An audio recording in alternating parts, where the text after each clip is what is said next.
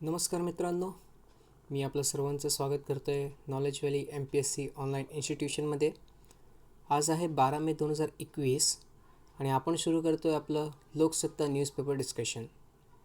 आजची जी पहिली महत्त्वाची न्यूज म्हणजे कोरोना योद्धेच लस प्रतीक्षेत. 41% आरोग्य, 59% आरोग्य तर कर्मचारी दुसऱ्या मात्रेपासून वंचित. बेसिकली आपलं प्रत्येकाला माहिती आहे की महाराष्ट्रामध्ये आणि देशामध्ये जे कोरोनाची लसीकरणाची जी मोहीम राबवली जाते ते खूपच मोठ्या प्रमाणात चालली आहे आणि त्याच्यामुळे काय होतं आहे की लसीचे जे मात्रा आहे ते सद्यस्थितीमध्ये कमी पडत आहेत. अर्थातच जे प्रोडक्शनची जे मात्रा आहे आणि ज्या प्रमाणामध्ये लोकांना लसी दिली जाते त्याच्यामध्ये आपल्याला मिसमॅच बघायला भेटते. जेवढ्या लसींची गरज आहे तेवढी निर्मिती होत नाही आहे आणि त्यामुळे हा जी न्यूज आहे ती इथे कवर केली गेली आहे की कोरोना योद्धे आहेत त्यांनाच दुसरा डोस मिळत नाही आहे. आणि आता मी जेव्हा व्हिडिओ रेकॉर्ड करतो आहे तेव्हा जे कॅबिनेट आहे महाराष्ट्र गव्हर्मेंटची त्यांनी निर्णय घेतलेला आहे की पुढील थोडा वेळसाठी किंवा थोड्या दिवसांसाठी, महिनासुद्धा लागू शकतो, 18 वर्षावरील जे काही व्यक्तींना लसीकरण केलं जात होता त्यांना तात्पुरतं थांबवण्यात आलेलं आहे. आणि ज्या लोकांना दुसरे मात्रेची गरज आहे, ज्यांना दुसऱ्या डोसची गरज आहे त्यांना प्रायोरिटी दिली जाणार आहे. ओके, तर भारताने काय केलं पाहिजे किंवा महाराष्ट्र गव्हर्मेंटने काय केलं पाहिजे. बेसिकली महाराष्ट्र गव्हर्मेंटने आपण कालच्या न्यूजमध्ये डिस्कस केली होती की जागतिक निविदा बाहेर पाडली आहे.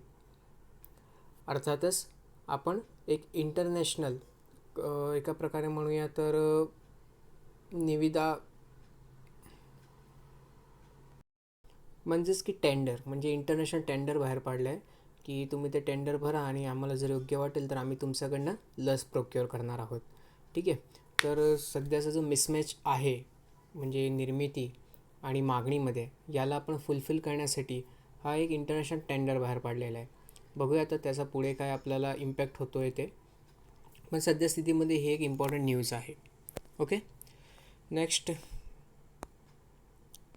ओके, पुढची जी महत्त्वाची न्यूज आहे ते म्हणजे 12व्या आठवड्यात गर्भपात कायद्याचा अंमलबजावणीला विलंब, राज्य सरकारने न्यायालयात स्पष्टीकरण. बेसिकली आपण या माध्यमातून जे medical termination of pregnancy bill आहे त्याच्याविषयी माहिती घेणार आहोत. ओके, खूपच इम्पॉर्टंट बिल आहे, म्हणजे 2020मध्ये हा बिल खूपच जास्त गाजला होता. थोडीशी आपण माहिती घेऊया या बिलविषयी. सर्वात पहिले तर नाव लक्षात ठेवा, नाव आहे मेडिकल टर्मिनेशन ऑफ प्रेग्नन्सी, म्हणजे प्रेग्नन्सी थांबवण्यासाठी जे काही महत्त्वाची घडामोडी आहे ते या कायद्याच्या अंतर्गत दिली गेली आहे. ओके, आता बिलमध्ये काय मेन्शन करण्यात आलेलं आहे. सर्वात पहिली आणि महत्त्वाची गोष्ट की बिलमध्ये जे प्रेग्नन्सीला टर्मिनेट करायचं आहे, अर्थात समजा एखादी स्त्री आहे तिला जर गर्भपात करायचा आहे तर तिला कुठले कायदेच फॉलो करावे लागतील किंवा कुठले असे लॉज आहेत जे त्याला फॉलो करावे लागतील. ओके, सर्वात पहिली आणि महत्त्वाची गोष्ट, जर 20 हफ्त्याचं एक प्रेग्नन्सी असेल, ठीक आहे, तर त्यांना प्रेग्नन्सीला टर्मिनेट करण्यासाठी आता फक्त एक रजिस्टर्ड मेडिकल प्रॅक्टिशनरची परवानगी घ्यावी लागेल. आणि जर 20 हफ्त्यापेक्षा जास्त काळाची प्रेग्नन्सी असेल तर त्यांना तिथे 2 मेडिकल प्रॅक्टिशनरची इथे परवानगी घ्यावी लागेल. ओके, चला ठीक आहे, आपण 2 केसेस बघितल्या. सर्वात पहिला केस होता काय की जिथे प्रेग्नन्सी जी असते ते 20 हफ्त्यापर्यंत असते, तर तिथे आपल्याला एक मेडिकल प्रॅक्टिशनरची परवानगी घ्यावी लागते. जिथे जेस्टेशन पिरियड आहे किंवा जे प्रेग्नन्सीचा काळ आहे ते 20 ते 24 हफ्त्याचे असेल तर तिथे आपल्याला 2 मेडिकल प्रॅक्टिशनरची परवानगी घ्यावी लागते. ओके, परंतु हे जे काही काळ आहे प्रेग्नन्सीचा त्याला एक्सटेंड करता येऊ शकतो किंवा जर ते स्त्री जे असतील ते रेप विक्टीम असतील किंवा काही चुकीची घडामोडी त्यांच्याजोडी घडलेली असेल किंवा त्या प्रेग्नन्सीमुळे ती स्त्री आणि तिच्या मुलाला कुठल्याही प्रकारचे इम्पॅक्ट होऊ शकत असेल किंवा अपंगत्व भविष्यामध्ये येऊ शकत असेल किंवा त्यांचा जीवावरती धोका निर्माण होऊ शकत असेल तर हे काही केस बाय केस आपण कंडिशन्स आहेत जे स्पेशल कॅटेगरीमध्ये मोडतात. ठीक आहे, तर अशा केसेसमध्ये काय होऊ शकते तर हे जे प्रेग्नन्सीचे लिमिट आहे त्याला आपण एक्सटेंड करू शकतो. ओके, त्यानंतर अजून एक महत्त्वाचं इथे प्रोव्हिजन मेन्शन करण्यात आलेलं आहे की कुठल्याही प्रकारामध्ये ती स्त्री जिचा गर्भपात झालेला आहे किंवा गर्भपात करायचा आहे त्या स्त्रीचं नाव कशाही प्रकारे रिव्हील होणार नाही, अर्थातच ते समाज माध्यमामध्ये येणार नाही. म्हणजे हे एक प्रिव्हसी आपण म्हणतो ज्याला, ठीक आहे. तर प्रिव्हसीचा पालन करायसाठी हा एक प्रोव्हिजन इथे टाकण्यात आलेला आहे. ओके. परंतु जर कायद्याच्या माध्यमातून त्या स्त्रीचं नाव जर बाहेर पाडायला लागलं तर ते गव्हर्नमेंट करू शकते, ठीक आहे. कायद्यानुसार जी गोष्ट होत असेल तिथे ते पावले उचलू शकतात. याच्यामुळे बेनिफिट्स काय होणार? पहिली गोष्ट, इथे राईट टू लाईफ आहे, ठीक आहे. आणि राईट टू लाईफच्या अंतर्गत right to taking decision also आहे. अर्थातच काय की स्त्री स्वतःचे निर्णय स्वतः घेऊ शकते. ओके. आणि याच्या माध्यमातून काय होईल माहिती आहे का, की जे काही स्त्री आहेत त्यांना एक सेफ आणि लीगल अबॉर्शन सर्व्हिसेस भेटतील. आता समजा एक तुम्हाला एक्झाम्पल देतो. स्त्रियांना आधी जर गर्भपात करायचं असता, ठीक आहे, तर त्याची लिमिट 12 हफ्ते होती. 12 हफ्त्यापेक्षा जास्त झाले आणि काही कंडिशन निर्माण झाले तर स्त्री तिथे अबॉर्शन करू शकत नव्हते. मग त्या काळामध्ये काय करायचे, ते इल्लीगल मीन्स यूज करायचे आणि अनहायजेनिक अबॉर्शन करून घ्यायचे. त्याच्यामुळे काय होणार, तर त्याच्यामुळे त्यांचं जे येणारं भविष्य आहे त्याच्यामध्ये खूपच गंभीर असे आजार निर्माण होऊ शकतात. आणि त्यामुळे आता हे जे काही लिमिट वाढवण्यात आलेली आहे त्यामुळे स्त्रियांना एक सुरक्षित आणि एक लीगल अबॉर्शन सर्व्हिसेस भेटेल अशी आपण आशा ठेवू शकतो. ओके. कारण स्त्रियांना निर्णय घेण्याचा सुद्धा अधिकार आहे. त्यांना ती मुलं पाहिजे का नाही किंवा कशा प्रकारे त्यांना पुढचं आयुष्य काढायचं आहे ते आता ठरवू शकतात. क्लिअर? थोडीशी माहिती आपण medical termination of pregnancy act 1971 विषयी घेऊया. ओके. आता बेसिकली प्रेग्नन्सी जी असते त्याला थांबवण्यासाठी हा ॲक्ट 1971 लागू करण्यात आला होता आणि त्याचा सेक्शन 3चा अंतर्गत मेन्शन केलं गेलं आहे की जर एखाद्या स्त्रीचा गर्भपात करायचा असेल तर डॉक्टर्सनं कुठले सिच्युएशन्स फॉलो करायचे किंवा डॉक्टर्सनं कुठले प्रोसिजर्स फॉलो करायचे त्यांना, ठीक आहे. पहिली गोष्ट, जर प्रेग्नन्सी हे त्या स्त्रीचा किंवा येणाऱ्या मुलाचा जीवासाठी हानिकारक असेल तर ते डॉक्टर तसा निर्णय घेऊ शकतात. आणि कसं आहे माहिती आहे का, प्रेग्नन्सी दरम्यान जर काही उचनीच झालं असेल तर त्याच्यामुळे जे जन्माला येणारी बाळं आहेत त्यांचं फिजिकल आणि मेंटल हेल्थवरती इफेक्ट होऊ शकतो. आणि फक्त त्या बाळाचंच नव्हे तर स्त्रियांचं मेंटल हेल्थवरती सुद्धा इफेक्ट होऊ शकतो. ओके. आणि जर डॉक्टर्सना असं वाटलं की फ्युचरमध्ये याचा खूप हानिकारक परिणाम येऊ शकतो तर ते केस बाय केसवरती ठरवू शकतात की आपल्याला अबॉर्शन करायचं आहे की नाही. ओके. त्यानंतर पुढचा केस, प्रेग्नन्सीमुळे म्हणजे प्रेग्नन्सी जी आहे ते कॉन्ट्रासेप्टिव्हचं फेल्युअरमुळे झालेली असेल. अर्थातच आपल्याला माहिती आहे की आपण जर प्रेग्नेंट नसेल व्हायचं तर कॉन्ट्रासेप्टिव्स वापरतो. ओके. गोळ्या असतात, कॉन्डम्स असतात. तर त्यांचा फेल्युअरमुळे जर प्रेग्नन्सी राहिलेली असेल तर अशा केसेसमध्ये डॉक्टर्स जे आहेत ते स्त्री आणि पुरुष दोघांचे कन्सेंट अनुसार पुढे अबॉर्शन करू शकतात. ओके. तिसरी गोष्ट, जर सेक्शुअल असॉल्ट झालेलं असेल किंवा रेप झालेलं असेल विक्टीमवरती तर त्यांचं अबॉर्शन करता येऊ शकते. ओके. आता कंडिशन्स काय आहे टर्मिनेशनसाठी? सर्वात पहिली कंडिशन्स होती की बाबा 12 हफ्तेपेक्षा जास्त प्रेग्नेन्सी असायला नको, ठीक आहे. जर 12 हफ्तेपेक्षा जास्त प्रेग्नेन्सी झालेली असेल तर अशा केसेसमध्ये अबॉर्शन करू शकत नव्हते अकॉर्डिंग टू ॲक्ट 1971. ओके. त्यानंतर 12 ते 20 या जे प्रेग्नेन्सीचा पिरियड आहे याच्यामध्ये जर अबॉर्शन करवायचं असतं तर 2 डॉक्टर्सची परवानगी लागत होती. परंतु आता हा जे जेस्टेशन पिरियड आहे तो 24 हफ्तेपर्यंत वाढवण्यात आलेला आहे. ओके. आणि आधीचा जो 12 हफ्तेपर्यंतचा पिरियड होता त्याला आता 20 हफ्ते करण्यात आलेला आहे. Very important. अमेंडमेंट ॲक्टच्यानुसार काय करण्यात आलेलं आहे, तर आधी जे प्रेग्नेन्सी 12 हफ्त्यापर्यंतची होती ज्यासाठी एक डॉक्टरची आपल्याला कन्सल्ट करावा लागायचा ते आता 20 हफ्ते करण्यात आलेलं आहे. आणि जे आधी 20 हफ्ते होता त्याला आता वाढवून 24 हफ्ते करण्यात आलेलं आहे. परंतु 20 ते 24 या पिरियड दरम्यान जर प्रेग्नेन्सी राहिलेली असेल आणि त्याचं अबॉर्शन करायचं असेल तर 2 प्रॅक्टिशनर जे असतात, 2 मेडिकल प्रॅक्टिशनर यांची आपल्याला परवानगी घ्यावी लागते. ओके. त्यानंतर पुढचं बघूया आपण. जर डॉक्टर्सना वाटलं की इमिडिएट अबॉर्शन करणे गरजेचं आहे, आपण परवानगीसाठी थांबू शकत नाही, तर कारण जर आपण थांबलो तर त्या पेशंटचा आणि त्या बाळाचा आयुष्यावरती काही प्रॉब्लेम्स येऊ शकतात. मग ते डिरेक्टली तिथे डिसिजन घेऊ शकतात, त्यांना परवानगीची गरज नाही, ते तिथे अबॉर्शन करू शकतात. ओके. त्यानंतर पुढे रजिस्टर मेडिकल प्रॅक्टिशनर असले पाहिजे. ओके, जर अबॉर्शन करवायचं असेलच तर तो जो काही डॉक्टर आहे तो रजिस्टर्ड असला पाहिजे किंवा ते जे काही प्रॅक्टिशनर्स आहेत ते रजिस्टर्ड असले पाहिजे. ओके. इलिगल अबॉर्शन केलं असेल तर त्याच्यासाठी हा जो कायदा आहे त्याच्या अंतर्गत सजासुद्धा मेन्शन केली गेली आहे. ओके.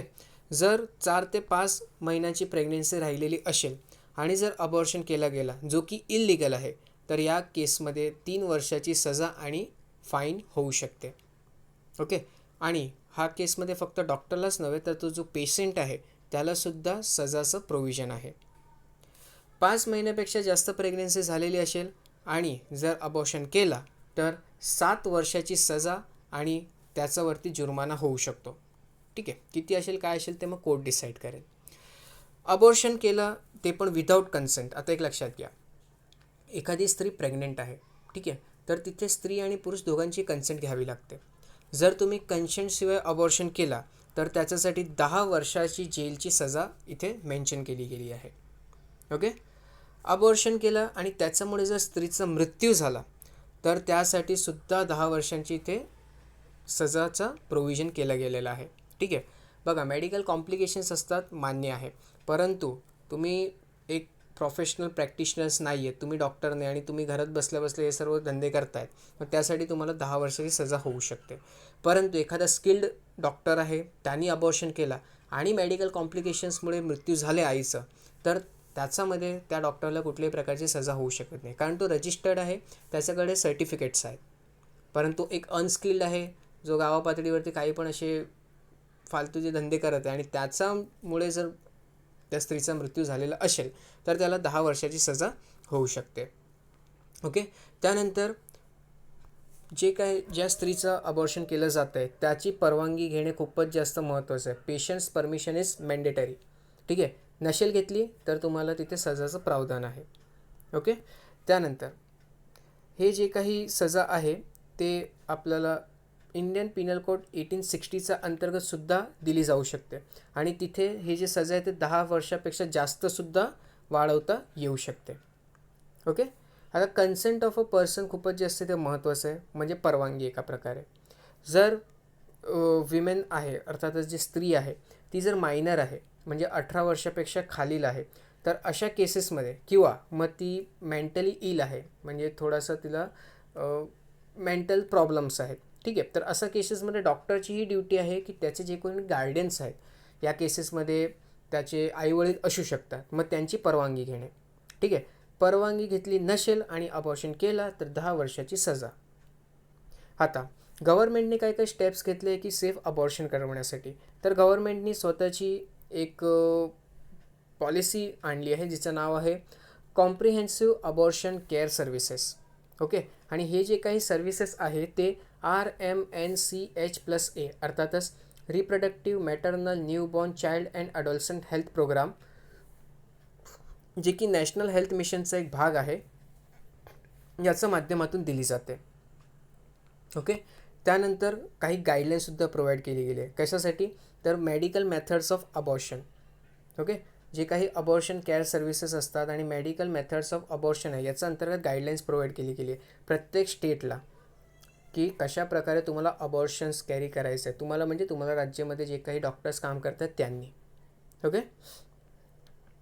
त्यानंतर पुढे आपल्याला बघायचं आहे ते म्हणजे बिहेवियरल चेंजसाठी, की आपण बघतो की प्रेग्नेन्सी राहिलेली आहे, आता अबॉर्शन करायचं आहे, तर काही व्यक्तींना त्याच्यामध्ये खूपच असं संकोचित मन होऊन जाते त्यांचं. ठीक आहे, की आपण हे कसं काय करू शकतो करणं, किंवा आपण आता प्रेग्नेन्सी राहूच नाही त्यासाठी काय करू शकतो. तर हे सर्व जे काही एज्युकेशनल एक प्रोग्राम्स आहेत, ठीक आहे, की ज्याच्या माध्यमातून आपण एज्युकेशन डिलिव्हर करतो लोकांना, ते इथे चालवण्यासाठी information education and community behavioural change communication हे ॲक्टिव्हिटी जे आहे त्याला सुरू करण्यात आलेलं आहे.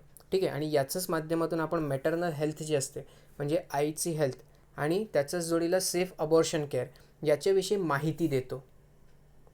ओके.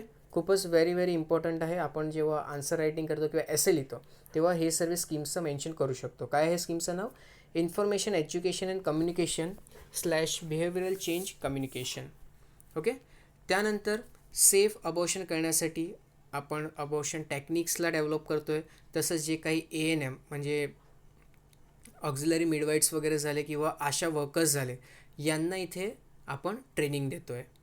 ओके, की ज्याच्यामुळे काय होणार, तर त्यांची जे काही स्किल्स आहेत ते अजून चांगली डेव्हलप होतील आणि जे प्रेग्नन्सी दरम्यान मृत्यूची जी संख्या आहे, ज्याला आपण मॅटर्नल मॉर्टॅलिटी रेटसुद्धा म्हणतो, ते कमी करण्यामध्ये आपल्याला मदत होईल. ओके, त्यानंतर निश प्रेग्नन्सी डिटेक्शन किट्ससुद्धा आपण लोकांना देतो आहे, की बाबा अर्ली तुम्हाला म्हणजे अर्लियर फेजमध्येच आपल्याला समजेल की प्रेग्नन्सी राहिली आहे की नाही. ठीक आहे, कारण अर्लियर फेजमध्ये जर प्रेग्नन्सी राहिलेली असेल तर त्याला जे अबॉर्ट करतो आपण ते एकदम सोपं असते, एकदम म्हणण्यापेक्षा ठीक आहे सोपं असते ॲज कम्पेअर टू की तुम्ही 12 हफ्त्यानंतर किंवा 20 हफ्त्यानंतर त्याला प्रेग्नन्सीला टर्मिनेट करायला जातात ते. ठीक आहे, आता इश्यू काय आहे करंट लॉस जोडी ते सुद्धा आपण बघून घेऊ.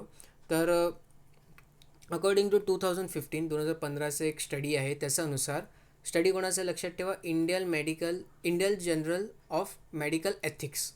ठीक आहे, याचं एक रिपोर्ट अनुसार 10 ते 13% जे मॅटर्नल डेथ होतं आहे भारतामध्ये त्याचं कारण आहे अनसेफ अबॉर्शन. ठीक आहे, आपण मॅटर्नल मॉर्टॅलिटी रेट बघतो ना, तर त्याच्यामध्ये 10 ते 13% जो मॅटर्नल डेथ होत आहेत त्याचं कारण आहे अनसेफ अबॉर्शन. ओके, आणि हा खूपच एक गंभीर असं सिच्युएशन आहे. ओके, आणि हा थर्ड लीडिंग कॉज आहे. कशासाठी, तर मॅटर्नल डेथसाठी आपल्या कंट्रीमध्ये. त्यानंतर आपल्या देशामध्ये जे अबॉर्शन क्लिनिक्स असतात ते त्यांच्यामध्ये काही प्रॉब्लेम्स असतात, अर्थातच ते सेफ अबॉर्शन क्लिनिक नसतात. ठीक आहे, त्यानंतर जे पब्लिक हॉस्पिटल्स असतात त्याच्यामध्ये एक स्टिग्मा टेस्ट असतो किंवा लोकांचा ॲटिट्यूड असतो, आम्ही हे सर्वांमध्ये मानत नाही, हे देवाची कृपा आहे मग ते झालंच पाहिजे करणं. ठीक आहे, असं मानणारे लोक आहेत आपल्याकडे, की त्यांना असं वाटते की देवाने दिलेला हा एक वरदान आहे आणि आपल्याला त्याला या सृष्टीमध्ये आणलंच पाहिजे, भले त्याच्यामुळे मग आईचा जीव धोक्यात गेला तरी चालेल. तर अशी विचारसरणी ठेवणारे लोकंसुद्धा आहेत. मग त्यांना इथे आपल्याला बिहेवियरल चेंज करण्याची खूपच जास्त गरज आहे. ओके, त्यानंतर 20 हफ्त्यानंतर जर अबॉर्शन करायचे असेल तर त्याची परवानगी नाही आहे. हा आपला लॉमधला एक लूप होल आहे आपण असं म्हणू शकतो. ठीक आहे, किंवा त्याचे एक लिमिटेशन्स आहेत की 20 हफ्त्यापर्यंत तुम्हाला करायचं असेल आणि एक्स्ट्राऑर्डिनरी कंडिशनमध्ये 24 हफ्तेपर्यंत आपण जाऊ शकतो, परंतु 20 हफ्ते एक नॉर्मल लिमिट दिली गेली आहे. परंतु त्याच्यानंतर आपण अबॉर्शन करू शकत नाही. ओके, अनलेस अँड अनटिल जे बाळ आहे त्याचा जीवावरती धोका असेल किंवा आईचा जीवावरती धोका येत असेल तर आपल्याला तिथे ते टर्मिनेट करावं लागू शकते. परंतु 20 हफ्त्याचा पुढे नॉर्मल कंडिशनमध्ये प्रेग्नन्सी टर्मिनेट होऊ शकत नाही. टर्मिनेट म्हणजे थांबवणे. ओके, तर हे आपण पूर्ण माहिती बघितली. जे medical termination of pregnancy act amendment बिलसुद्धा बघून घेतला, त्याचा जे 2020चा होता तो, आणि 1970च्या ॲक्टविषयीसुद्धा माहिती घेतली. खूपच महत्त्वाचं आहे, GS पेपर 3मध्ये हा विषयावरती प्रश्न बनू शकतो. ठीक आहे, तर याचे नोट्स बनवून ठेवा. पुढे बघूया पुढची काय न्यूज आहे. पुढची जी न्यूज आहे ते म्हणजे भारतातील उत्परिवर्तनाचा जगाला धोका, जागतिक आरोग्य संघटनेचं मत. काय लिहिलं गेलं ते बघून घेऊ. तर भारतात गेल्या ऑक्टोबर महिन्यात सापडलेला कोरोनाचा B1617 हा उत्परिवर्तित विषाणू वेगाने प्रसरत असून त्यामुळे जगभरातच जोखीम निर्माण झाली आहे. वेगाने प्रसरण्याच्या क्षमतेमुळे हे उत्परिवर्तन जागतिक चिंतेचा विषय असल्याचे जागतिक आरोग्य संघटनेने जाहीर केले आहे. जागतिक आरोग्य संघटनेचा तंत्रज्ञ प्रमुख मरिया व्हॅन केरखोव यांनी सांगितले की B1.617 हा मूळ विषाणूपेक्षा वेगाने प्रसरणारा असून तो घातक असल्याची माहिती मिळाली आहे. या विषाणूचा मूळ प्रकार ऑक्टोबर 2020मध्ये सापडला होता, पण नंतर तोच विषाणू डिसेंबरमध्ये काही उत्परिवर्तनासह सापडला होता. भारतातील उत्परिवर्तनाचा हा विषाणू 19 देशात पसरला असून अनेक देशात भारतात जाण्यास प्रवासबंदी लागू केली आहे. जागतिक आरोग्य संघटनेचे महासंचालक टेड्रोस अधनोम घेब्रेयेसस यांनी सांगितले की वर्ल्ड हेल्थ ऑर्गनायझेशन फाउंडेशन या संस्थेच्या वतीने टुगेदर फॉर इंडिया ही मोहीम राबवण्यात येत आहे. Very important. ठीक आहे, ते जागतिक संघटना आहे, ते कुठली मोहीम राबवत आहेत तर टुगेदर फॉर इंडिया ही मोहीम राबवत आहेत ते. त्यात प्राणवायू, औषधे, आरोग्य कर्मचाऱ्यांसाठी सुरक्षा उपकरणे यासाठी निधी संकलन करण्यात येत आहे. ओके, तर हा एक विषाणूचा टाईप लक्षात ठेवा, B.1.617. ओके. आणि वर्ल्ड हेल्थ ऑर्गनायझेशन आहे ती कुठली एक संकल्पना राबवते किंवा मोहीम राबवते, तर ती आहे टुगेदर फॉर इंडिया. क्लिअर. चला पुढे बघूया. नेक्स्ट जे आहे, लघुग्रहाचे अवशेष घेऊन नासाचे अवकाशयान पृथ्वीकडे. बेसिकली नासाचा एक प्रोग्राम होता ज्याचं नाव होतं ओसिरिस रॅक्स. ठीक आहे, ओसिरिस रॅक्स. तर या मोहीमच्या अंतर्गत नासाने 2016मध्ये एक स्पेस शटल एक स्पेस शटल जे होता त्याला बेनू, ठीक आहे, कुठला बेनू या उपग्रहावरती पाठवला होता. ओके, त्याचे नमुने घेण्यासाठी. आणि 2018मध्ये तो तिथे लँड झाला आणि 2023पर्यंत तो आपल्या पृथ्वीवरती परतणार आहेत. ओके, तर ओसिरिस रॅक्स हा प्रोग्रामचं नाव आहे, ते लक्षात ठेवा. आणि कुठल्या उपग्रहावरती जाणार आहे तो, तर बेनू उपग्रहावरती. ओके, चला तर हे आपण थोडीशी माहिती घेतली. उपग्रह उपग्रह नव्हे, लघुग्रह. ठीक आहे, बेनू काय आहे, लघुग्रह आहे, हे लक्षात घ्या. नेक्स्ट आहे, चीनच्या लोकसंख्येत 0.53% वाढ झाली आणि 2022पासून ते घट अपेक्षित आहे. आणि त्याला आता ओव्हरकम करणार आहे, तर ते भारत तिथे आता चीनची जागा घेणार आहे. ठीक आहे, 2035पर्यंतचा एक अंदाज आहे की 2035पर्यंत भारत जो आहे तो जगातील सर्वात जास्त जनसंख्येचा देश होणार आहे. ठीक आहे, वर्ल्ड पॉप्युलेशन रिपोर्टच्या अंतर्गत ही मेन्शन करण्यात आला होता. चला बघूया आता पुढची. आरक्षण कोण देणार आणि कसे? प्रश्न मराठा आरक्षणाचाच नसून ते नाकारणारा निकाल राज्यांचे अधिकार कमी करतोय काय, हाही आहे. बेसिकली आपण कालचा नव्हे 2 दिवस आधी जो डिस्कशन केलं होतं तिथे आपण बघितलं होतं की एखादा समाज आहे, ठीक आहे, त्याला सोशल आणि एज्युकेशनली बॅकवर्ड क्लास, ज्याला आपण SCBC म्हणतो, त्याचा अंतर्गत समावेश करून घ्यायचा का नाही ते ठरवण्याचा अधिकार राष्ट्रपतीला आहे. ठीक आहे, राष्ट्रपती ठरवतात आणि तसा प्रस्ताव जो आहे तो पार्लमेंटमध्ये मांडला जातो, अर्थात संसदमध्ये मांडला जातो. संसदने जर त्याला पारित केला तर त्या जे समाज आहे त्याला आपण सोशल आणि एज्युकेशनली बॅकवर्ड क्लास म्हणून त्याला मान्यता देतो.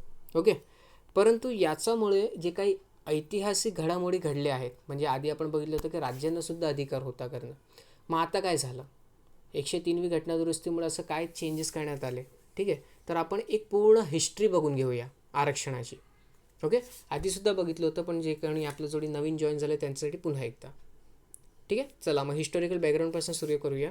सर्वात पहिला आणि महत्त्वाचा पॉईंट म्हणजे विल्यम हंटर आणि ज्योतिराव फुले यांनी पहिल्यांदा 1882मध्ये हे कास्ट बेस्ड रिझर्वेशन म्हणजे जातनिहाय आरक्षण किंवा जातीनिहाय आरक्षण ही संकल्पना राबवली होती किंवा ही संकल्पना समाजापुढे आणली.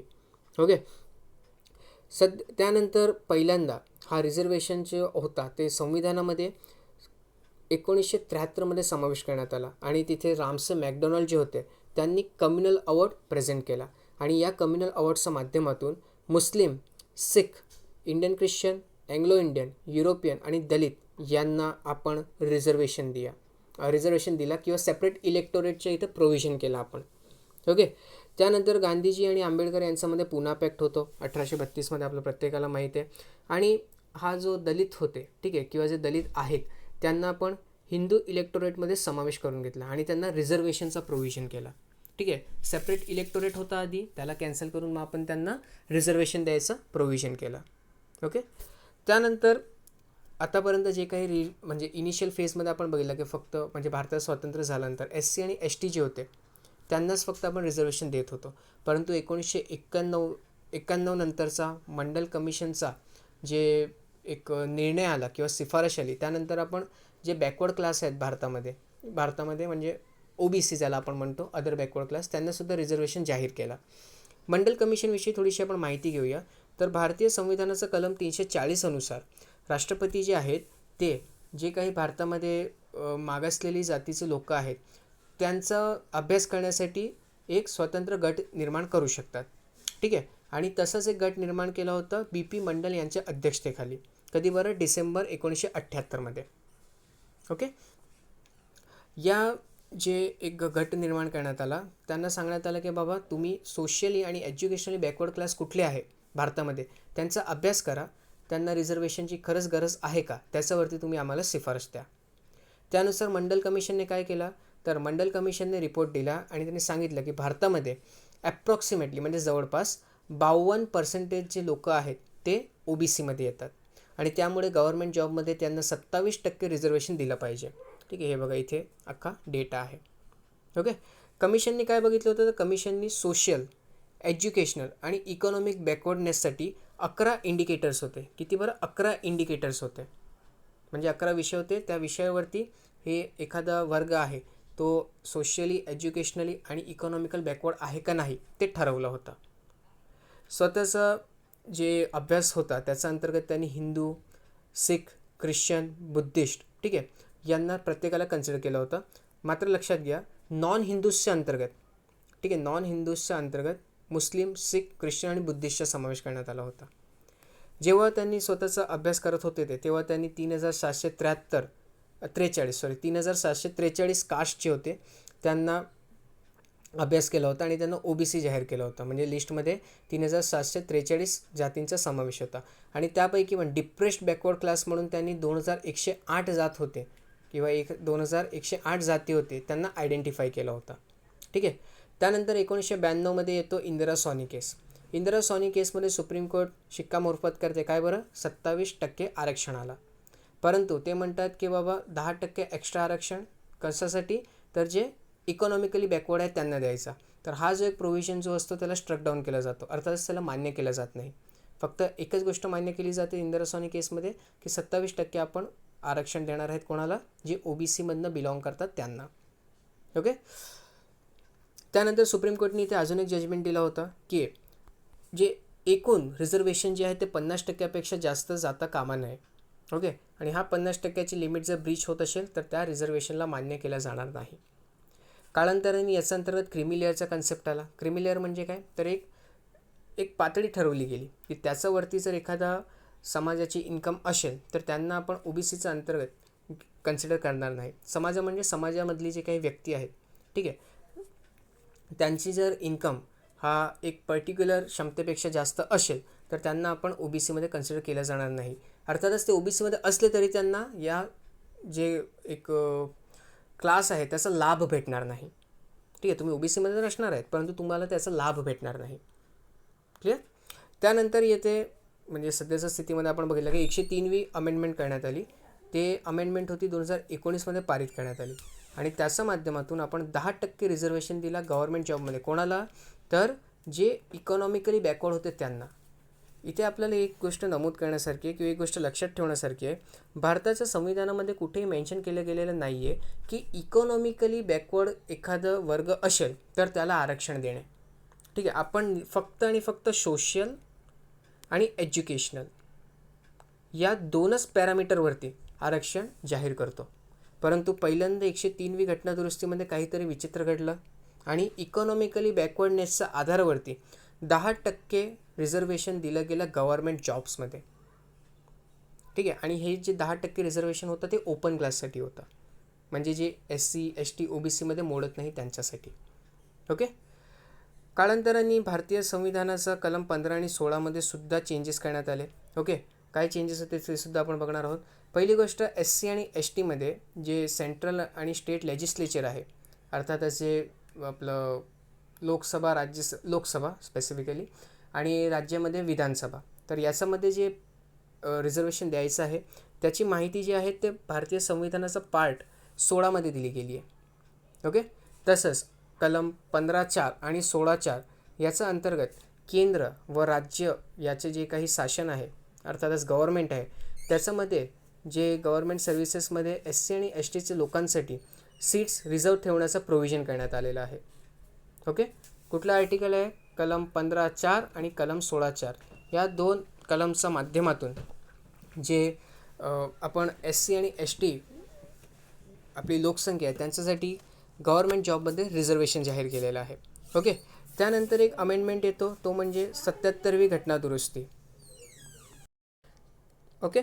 तर 77वी घटनादुरुस्ती जी होती ते आपण 1995मध्ये पारित करून घेतली आणि या घटनादुरुस्तीच्या माध्यमातून आपण कलम 16च्या अंतर्गत क्लॉज 4A ॲड केला.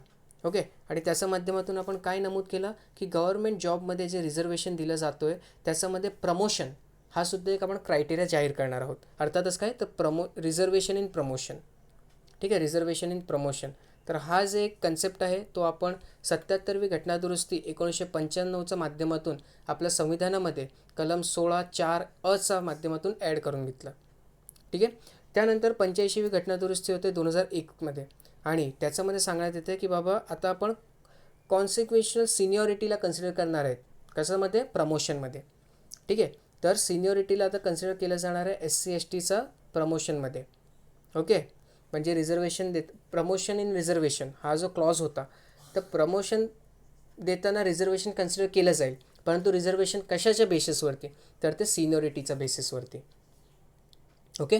त्यानंतर येते 81वी घटनादुरुस्ती 2000मध्ये आणि याच्या माध्यमातून आपण भारतीय संविधानाचा कलम 16मध्ये 4(ब) ॲड करून घेतला.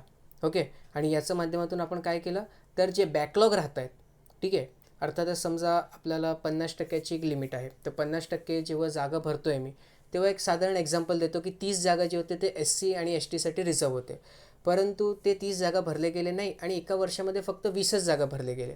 तर हे जे 10 रिकामी जागा आहेत ना त्यांना पुढच्या वर्षी जेव्हा आपण नोटिफिकेशन बाहेर काढूया त्याच्यामध्ये कन्सिडर न करता त्यांना सपरेटली एक वेगळ्या नोटिफिकेशनच्या माध्यमातून भरून घेणे. ठीक आहे. याला म्हणतात की बॅकलॉग इन द वेकेन्सीज जे आहेत, ओके, त्याला ॲज अ इंडिपेंडंट वेकेन्सी म्हणून कन्सिडर करणे. म्हणजे त्याला एक स्वतंत्र एक वेकेन्सीज किंवा स्वतंत्र जागा म्हणून आपण त्याला गृहीत धरणे. ओके. तर हे प्रोव्हिजन केलं गेलं कलम 16(4)(ब)च्या माध्यमातून. त्यानंतर येतात कलम 330 आणि कलम 332. कलम 330च्या माध्यमातून संविधान आपलं संसदमध्ये SC/ST यांना रिझर्वेशन दिलं गेलं आणि कलम 332च्या माध्यमातून जे राज्य विधानसभा आहेत त्याच्यामध्ये SC आणि STच्या लोकांना इथे रिझर्वेशन दिलं गेलं. त्यानंतर महत्त्वाचं म्हणजे कलम 243(ड) किंवा 243(d) याच्या माध्यमातून आपण SC आणि STसाठी जे पंचायत असतात त्याच्या अंतर्गत रिझर्वेशनचा प्रोव्हिजन केला आणि 243 नाही 243 आहे ते. ठीक आहे.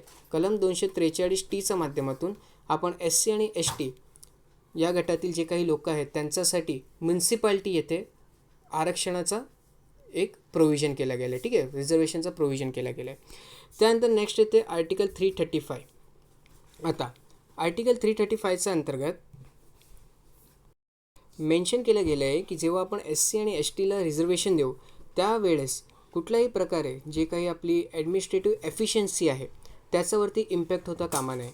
ठीक आहे. अर्थातच ॲडमिनिस्ट्रेटिव्ह एफिशियन्सीच्या बळावरती आपण कोणाला रिझर्वेशन द्यायचं नाही आहे. जर रिझर्वेशन दिल्यामुळे तो एफिशियन्सी कमी होत असेल तर आपण रिझर्वेशन कमी करू शकतो. ओके. ज्युडिशियल स्क्रुटिनी अर्थातच सुप्रीम कोर्टचे काही महत्त्वाचे इथे निर्णय आहेत त्यालासुद्धा आपल्याला अभ्यासणं गरजेचं आहे. सर्वात पहिला जो निर्णय आला होता तो म्हणजे state of Madras versus Shrimati Champakam Dorairajan case 1951. ह्याच्या अंतर्गत सांगण्यात आलं होतं म्हणजे पहिल्यांदा इथं रिझर्वेशनचा जो केस होता तो सुप्रीम कोर्टमध्ये फाईल केला. ओके. आणि याच्या माध्यमातून सुप्रीम कोर्टने सांगितलं की कलम 16(4)चा अंतर्गत जे रिझर्वेशन दिलं गेलं आहे बॅकवर्ड क्लासला, ठीक आहे, त्याचं प्रोव्हिजन कुठेही कलम 15मध्ये नाही आहे. बेसिकली हा थोडंसं कन्फ्युजिंग आहे. काय होतं माहिती आहे का की पहिल्यांदा जे सुप्रीम कोर्टचं रिझर्वेशन रिलेटेड वर्डिक्ट आला होता तो state of Madras versus चंपाकांत Dorairajan केस 1951मध्ये आला होता आणि याच्याच माध्यमातून आपण पहिली अमेंडमेंटसुद्धा केली. अमेंडमेंट काय केली तर जे आर्टिकल 16 होता, ठीक आहे, त्याच्यामध्ये 16(4) ॲड करून घेतला. कालांतरांनी आपण आर्टिकल 15मध्ये सुद्धा एक क्लॉज 4 ॲड केला. ठीक आहे. तर तुम्हाला प्रश्न असा येऊ शकतो की भारतीय संविधानाचा अंतर्गत जे कलम 16(4) आणि 15(4) आहे हे कुठला कायदा किंवा कुठला निर्णयानंतर समाविष्ट करण्यात आले तर तो होता चंपाकांत दोराईराजन केस 1951. ओके. त्यानंतर कालांतराने आपल्याला बघायला भेटते की इथे 50%ची लिमिट टाकली जाते की बाबा टोटल रिझर्वेशन जो आहे तो 50% असेल त्यापेक्षा जास्त जाता कामा नये आणि या 50%च्या अंतर्गत SC, ST आणि OBC तिघांचाही समावेश असणार. त्यानंतर 77वी घटनादुरुस्ती होते आणि आपण बघितलं की कलम 16(4)(अ) त्याच्यामध्ये समावेश केला जातो.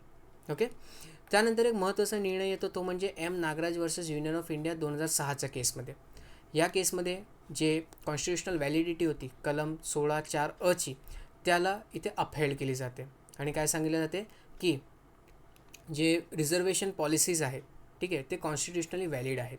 आपण बघितलं प्रमोशनची पॉलिसीज होती ती काय होती, कॉन्स्टिट्युशनली व्हॅलिड होती. कुठे सांगण्यात आला, एम नागराज केसमध्ये.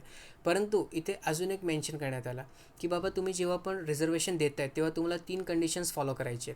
सर्वात पहिली कंडिशन की SC ST हे ज्यांना तुम्ही रिझर्वेशन देत आहेत ते सोशली आणि एज्युकेशनली बॅकवर्ड असले पाहिजे. दुसरी कंडिशन, ST कम्युनिटी हे ॲडिक्वेटली रिप्रेझेंट झालेली नसेल, अर्थातच त्यांची संख्या जी आहे शासनामध्ये ते कमी असली पाहिजे. ओके. तिसरी आणि महत्त्वाची कंडिशन होती ते म्हणजे जर रिझर्वेशन दिल्यामुळे ओव्हरऑल एफिशियन्सीवरती इम्पॅक्ट होत असेल तर अशा केसेसमध्ये आपण रिझर्वेशन नाकारूसुद्धा शकतो. ओके. हे 3 जे प्रोव्हिजन होते त्याला नंतर बरखास्त करण्यात आले जर्नल सिंग वर्सेस लच्छामी नारायण गुप्ता केस 2018मध्ये. ओके. आणि सुप्रीम कोर्टने सांगितलं की बाबा असं कुठल्याही प्रकारचं तुम्हाला डेटा कलेक्ट करायची काही गरज नाही आहे. तुम्हाला वाटते रिझर्वेशन दिलं पाहिजे, तुम्ही देऊन टाका. ओके. कोणाच्या केसमध्ये, SC STच्या केसमध्ये. क्लिअर. त्यानंतर 2019मध्ये सुप्रीम कोर्टने कर्नाटक हायकोर्टचा एक निर्णय आला होता SC ST रिझर्वेशनला घेऊन, त्यालासुद्धा अपहेल्ड केलं आणि त्यांनी सांगितलं की बाबा कॉन्स्टिट्युशनल सिनियरिटी जे आहे तो इथे एक बेसिस ठरू शकतो करणं. ओके. आता का बरं रिझर्वेशनसाठी लोक एवढी मारत आहेत, त्यांना काय रिझर्वेशन पाहिजे, तर सर्वात पहिलं म्हणजे काय, बेसिक पॉलिसीज. ओके. गव्हर्नमेंटची डेव्हलपमेंटल पॉलिसीज गव्हर्नमेंटची इगॅलिटेरियन नाही आहे. इगॅलिटेरियन म्हणजे सर्वसमावेशक नाही आहे आणि त्यामुळे हा प्रॉब्लेम होतो आहे. प्रत्येकाला वाटते की आपल्याला जर आरक्षण भेटलं तर आपल्या वर्गाचं किंवा आपल्या जातीचं किंवा आपल्या समाजाचा हा डेव्हलपमेंट चांगल्या प्रकारे होऊ शकतो. ठीक आहे. त्यामुळे काही डेव्हलप स्टेट्स आहेत जसं की हरियाणा, गुजरात, महाराष्ट्र याच्यामध्ये सुद्धा लोकांनी हा आरक्षणासाठी मागणी करायला सुरुवात केली आहे. ओके. त्यानंतर ॲग्रेरियन डिस्ट्रेस, शेतीची उत्पादनता कमी होत चालली आहे आणि शेतीवरती जे निर्भर लोक आहेत त्यांना वाटते की आपल्याला आरक्षण भेटलं पाहिजे. तसंच एम्प्लॉयमेंट ग्रोथ नाही आहे, अनएम्प्लॉयमेंटचे केसेस वाढत आहेत आणि जर आरक्षण दिलं जाईल तर आपल्याला नोकरी भेटण्याचे चान्सेस वाढतात, बरोबर की नाही. मग त्यामुळे इथे ते प्रदर्शने करतायत. त्यानंतर डेव्हलपमेंट ट्रॅजेक्टरी योग्य नाही आहे, त्याच्यामध्ये कुठे ना कुठे आपल्याला प्रॉब्लेम्स बघायला भेटत आहेत. ओके. आणि रिझर्वेशन भेटल्यामुळे फक्त नोकरीमध्ये नाही शिक्षणामध्ये सुद्धा बेनिफिट होतो. ओके. तर हे सर्व रिझन्स आहेत की ज्याच्यामुळे जे अप्पर क्लास आहेत आपल्या समाजामधला तो सुद्धा रिझर्वेशनचा मागे धावतो आहे की आपल्याला सुद्धा रिझर्वेशन भेटलं पाहिजे. ठीक आहे. तर हे आपण अख्खी हिस्ट्री डिस्कस करून घेतली आहे. कसली बरं, तर आपले जे आरक्षण आहे त्याच्या विषयात.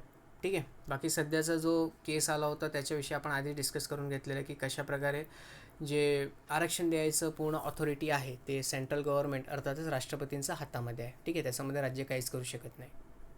ठीक आहे. पुढची जे न्यूज आहे ते म्हणजे पंढरपुरातील चिंचणी गाव 6 वर्षानंतरही कोरोनामुक्त, आरोग्य साक्षरता गावाची एकी आणि स्वयंशिस्तीने यश. ठीक आहे. तर हा बेसिकली जेव्हा आपण कोरोनावरती समजा एखादा निबंध आला तर त्याच्यामध्ये एक एक्झाम्पल म्हणून आपण याला कोट करू शकतो की जर आपण स्वयंशिस्त पाळली तर कोरोना आपलं काहीही बिघडवू शकत नाही.